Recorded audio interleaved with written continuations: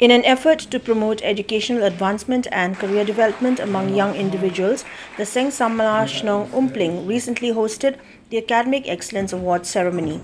The event witnessed the presence of Chief Executive Member of the Khasi Hills Autonomous District Council, Pyniaid Syiem, who graced the occasion as the chief guest.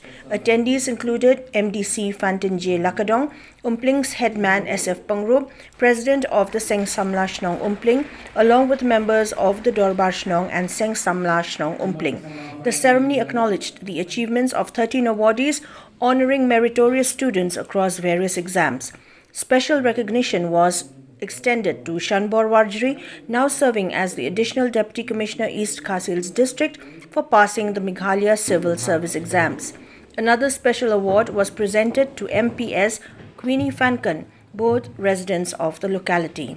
During his address, Pyniaid Syiem urged upon the youth to aspire to higher positions in state and central government services, ensuring them of support through coaching and training for those opting to join the civil services.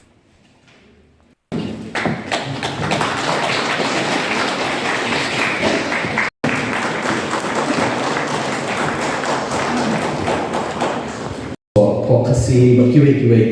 Te soba ki samla ki duni ki badan sab ki lanan kiu. Tengah soba kini ki balayo ki awas berper-per utasni ki qualification jo ki berper soba angkin tu bakinang yach kman.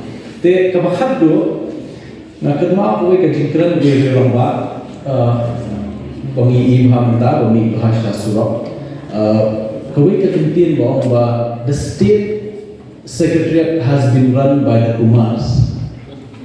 Kata ngamud penkentho eta juga. Hendak kapasat hendak jumut cungkat jangan. Balik bahap run dari Kumars.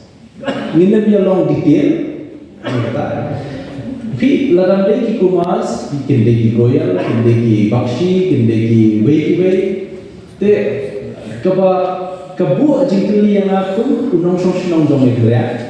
Bangla du banglo IAS mentala jan shipusna te manu baralong kita IAS menta kata dika challenge do bo ki samla ashwa ban share sausnam jansan menshwa nale kowe ke yen ko ba duk ha ngomong berduk long ki bianta ke long ki balong atade ki khot yang ba pas ba ite khun i pas kelas 12 tenale MDC kede mission nora nane tengale tengai keren na Syiem tengah keli ta khna pikwa long yu hadien abot ndakla de jipuli yong akwa long IS na perkhat chipang bat ngong lada pi kwa shisha na sponsor pi bende coaching lagi to kita kisnam pikwa laya dalada graduate tak pun nga isa ngalada jipuli ki omnya ban yarab bande kucing